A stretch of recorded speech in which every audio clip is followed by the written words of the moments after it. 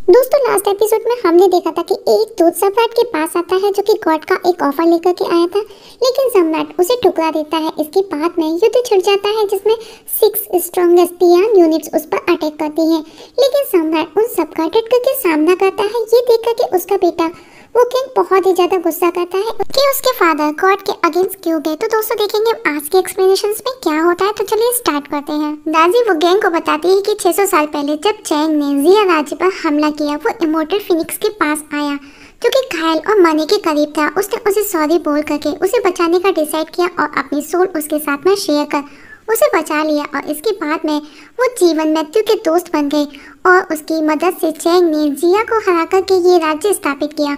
और उनके मरने के बाद में तुम्हारे फादर वो दूसरे शख्स थे जो अपनी लाइफ दूसरों के साथ में शेयर करने की इच्छा रखते थे, और वो इमोर्टल फिनिक्स तुम्हारे फादर की बॉडी में ट्रांसफर हो गया जो कि एक बीस्ट था। वहीं सम्राट उस कोई टियान को हरा देता है और अब सब समझ जाते हैं कि उसके अंदर कोई डिवाइन पावर है, और अब मिसम्मा जियो को मारने उसके पास आता है और सबको लगता है कि किंग ऑफ शांग कोई मॉन्स्टर है। सम्राट को लड़ता देख दूत भी हैरान था और अब सम्राट भी बहुत गुस्से में था और वो टियान को खत्म करने की कसम खाता है, और उसके एक एक बार से सब कुछ डिस्ट्रॉय हो रहा था। और अब ताइजी और जुई दोनों मिलकर के अपने साथियों का साथ देने आते हैं। उन्हें यकीन ही नहीं होता कि एक इंसान क्या क्या कर सकता है।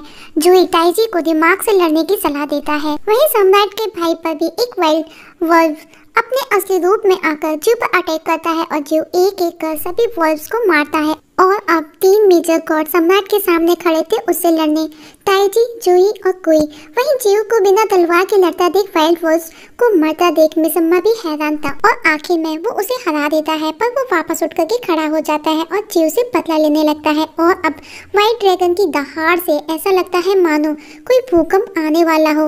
इवन धरती भी जोर जोर से हिलने लगती है और खुद टियान नीचे आता है। वहाँ सब कुछ ग्रे हो जाता है, किसी को कुछ भी क्लियर नजर नहीं आता, जिसमें लोगों को सांस लेना मुश्किल हो रहा था। लोग तड़प तड़प के मर रहे थे। टियान की वजह से मोनोक्रोम डिवाइन पावर फैल चुकी थी जिसे बर्दाश्त करना हर किसी के बस का नहीं था। और अब टियान सम्राट के सामने था। वो उसे पूछता है, तुमने बगावत क्यों की जबकि तुमको हर नियम कानून पता था? शायद तुम भूल रहे हो, तुम जैसे बंदरों को मैंने बनाया है। सम्राट बोलता है, हमारी जिंदगी तुम्हारे नियम और कानून के बिना अच्छी है और तुम भूल रहे हो हम बंदा नहीं इंसान हैं। और उस पर वो तलवार पॉइंट कर देता है। ये देख उसके साथी शॉक्ड हो जाते हैं और अब टियान उसे उठा करके दूर फेंक देता है और उसकी फीटस एक एक करके टूटने लगते हैं और उसे मारने लगता है और कहता है, गॉड और मंकी के बीच में बहुत बड़ा डिफरेंस है, और अगर आज मैं तुम्हें मार दूंगा ये भी सच हो जाएगा। और वहाँ खड़े सब सम्राट को मरता देख बहुत दुखी थे। वो गैंग भी रो रहा होता है। तब एक सिपाही सम्राट को बचाने की बहुत कोशिश करता है। उसे देख करके बाकी के सोल्जर्स भी शर्म से अपना सर नीचे झुका लेते हैं। हालांकि सबको पता था सच की क्या होना है। टियान को कोई नहीं रोक सकता, पर फिर भी वो सोल्जर हार नहीं मानता। इवन उसकी हड्डियां तक दिखाई देने लगती हैं। ये देख करके बाकी के सोल्जर्स का आत्मसम्मान जाग जाता है और वो आगे आकर के उसकी हेल्प करना चाहते हैं, लेकिन तभी जियो सबको रोक देता है कि ये एक सुसाइड करने जैसा होगा, और जियो खुद बचाने जाता है। पर टियान उसकी तलवार को ही चकनाचूर कर देता है और कहता है, बंदर हमेशा एक बंदर ही रहेगा, और दोनों भाइयों को वो दूर उठा करके फेंक देता है, जिसमें दोनों की हालत खराब हो चुकी थी। दोनों बुरी तरह से घायल थे और अब किसी तरह सम्राट उठ करके खड़ा होता है। और अब सम्राट को लगने लगा कि वो मरने वाला है। उसे अपने सब याद आते हैं, पर उसने ये खुद चूज किया था। उसे अपने किए पर कोई पछतावा नहीं था, और उसे उस समय का याद आता है जब उसने गॉड के अगेंस्ट जाने की कसम खाई और जियो ने भी उसका साथ देने को कहा। और कुछ दिनों बाद में उसकी शादी डाजी से हो गई और वुगेंग का जन्म हुआ, और डाजी ने उसके जन्म के समय ही उसका भविष्य देख लिया कि जल्द ही गॉड के अगेंस्ट वार होगा जिसमें सम्राट मारा जाएगा। और सम्राट ने उसी समय डाजी से प्रॉमिस लिया कि वो कभी भी अपनी डिवाइन पावर का यूज नहीं करेगी। जो भी होगा वो मेरा भविष्य होगा, वो उसे अपने हाल पर छोड़ देगी। और अब सम्राट वापस से टियान से फाइट करता है और उसके पंख पहले से कई गुना ज्यादा बड़े हो गए थे। बाकी की टियान यूनिट्स भी ये देख करके हैरान थी। वहीं डाजी और वुगेंग भी बहुत दुखी थे अपने सम्राट को इस कंडीशन में देख करके। सम्राट भी हार नहीं मानता, हर बार टियान को बराबरी की टक्कर दे रहा था, पर सम्राट देखता है कि उसकी लड़ाई से उसी की जनता को परेशानी हो रही होती है। तो अब सम्राट हवा में जाकर के फाइट करता है और फाइट के दौरान टियान की फिंगर जरा सी कट हो जाती है, जिसमें से थोड़ा सा ब्लड निकलता है। उसे देख करके उसे बहुत गुस्सा आता है, क्योंकि हजारों साल में किसी ने ऐसा नहीं किया और अब वो पूरी पावर के साथ में उसे मारता और उसके फीडर्स तक उखाड़ देता है। दाजी वो गैंग भी ये देख करके रो रहे होते हैं और अब सम्राट जमीन पर आकर के गिरता है और जोरदार धमाका होता है, जिससे जमीन में बहुत बड़ा गड्ढा हो जाता है। पर सम्राट अभी भी जिंदा था, उसकी सांसें चल रही थी। ये देख करके टियान उसे अपने ड्रैगन से जकड़ने लगता है। वो गैंग दाजी भी खड़े रो रहे थे, अपनी आंखों के सामने सम्राट को मरता देख बहुत दुखी थे। सोल्जर्स भी कुछ नहीं कर सकते थे, सब खड़े देख सिर्फ रो रहे होते हैं। हर किसी की आंखों में आंसू थे, पर सब मजबूर बेबस थे और आखिर में टियान सम्राट को जान से मार देता है।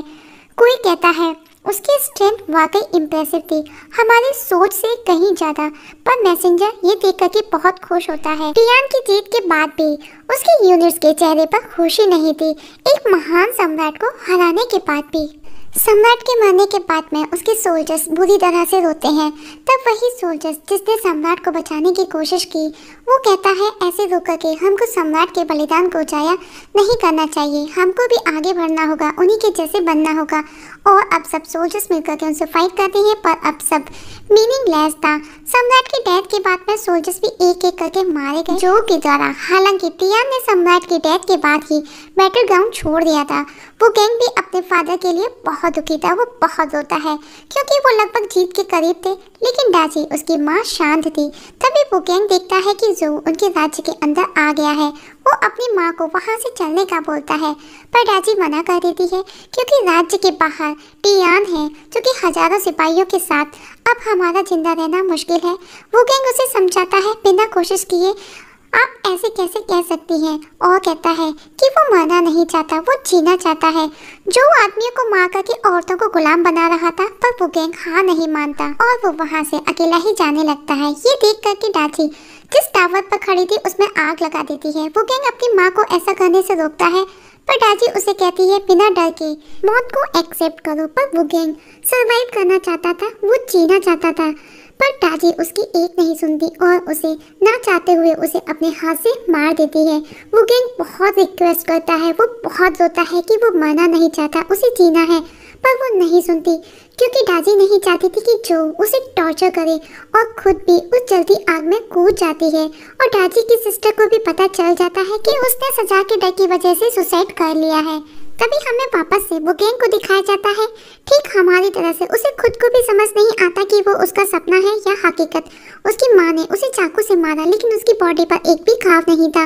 और अब वो छिप कर के देखता है कि जो के सिपाही लूटमार कर रहे थे, और कहता है मैं उनके लिए मर चुका हूँ, और अगर मैं पकड़ा गया तो तभी वहाँ उसके पास से कुछ सिपाही गुजरते हैं। वो छिपने की कोशिश करता है, वो सोच में पड़ जाता है कि उनको वो क्यों नहीं दिखा। और अब वो बाहर जाकर के देखता है कि एक सिपाही एक लेडी को टॉर्चर कर रहा है। वो उसे रोकने की कोशिश करता है, पर वो उसे टच भी नहीं कर पाता और वो समझ जाता है कि वो मर चुका है, ये सब सिर्फ सपना है। तब दादी की सोल वहाँ आती है और उसे कहती है हाँ, बस तुमको अभी तक यकीन नहीं हुआ, पर अभी तक उसका ह्यूमन वर्ल्ड से कनेक्शन कट नहीं हुआ था, मतलब वो अभी भी वापस जिंदा हो सकता था। और ये सब दादी ने अपनी डिवाइन पावर से किया था, और अपनी डिवाइन पावर को छोड़ते ही दादी भी मर जाएगी। और ऐसा ही होता है, जैसे ही वो अपनी डिवाइन पावर वो गैंग की बॉडी में छोड़ करके चली जाती है। और अब वो गैंग को जितना जल्दी हो ऐसी बॉडी की तलाश थी जो कि ठीक उसी समय मरी हो जब वो मरा था। और जब वो उसके आसपास होगा, उसे उसका एहसास भी खुद होने लगेगा। और टावर के गिरने से पहले और सूरज के निकलने से पहले उसे एक डेड बॉडी को ढूंढना था, इसीलिए वो गैंग बॉडी तलाश में लग जाता है। और काफ़ी तलाश करने के बाद में उसे एक बॉडी मिलती है, पर वो ओल्ड पर्सन की थी, उसे कम एज की चाहिए थी। लेकिन आखिर में उसे एक ऐसी बॉडी कुएं में आधी गिरी हुई नजर आ जाती है, और सूरज भी निकलने वाला था, और सूरज की रोशनी में वो गैंग की बॉडी भी एब्जॉर्ब होने लगती है। और वो गैंग अपनी माँ के सेक्रीफाइस को बर्बाद नहीं कर सकता था, और वो कुएं में उस बॉडी पर कूद जाता है, और सूरज भी निकल आया था, और वो कुएं वाली बॉडी जिंदा हो जाती है। वो गैंग अपनी शक्ल को देख करके चौंक जाता है, क्योंकि उसी के किसी नौकर की बॉडी थी जिसे उसने बुरी तरह से कभी हिट किया था, जिसकी चोट के निशान अभी भी उसके फेस पर थे। इवन उसने उसकी एक आंख भी फोड़ देती और तभी एक लड़की उसका हाथ पकड़ करके वहां से बचा करके ले जाती है और वो उससे उसका नाम पूछता है।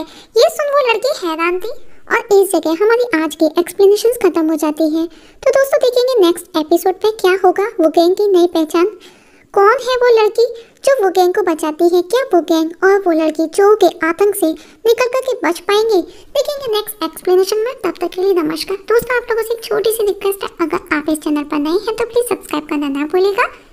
वीडियो पसंद आए तो लाइक और शेयर भी कर दीजिएगा। वीडियो देखने के लिए थैंक यू सो मच।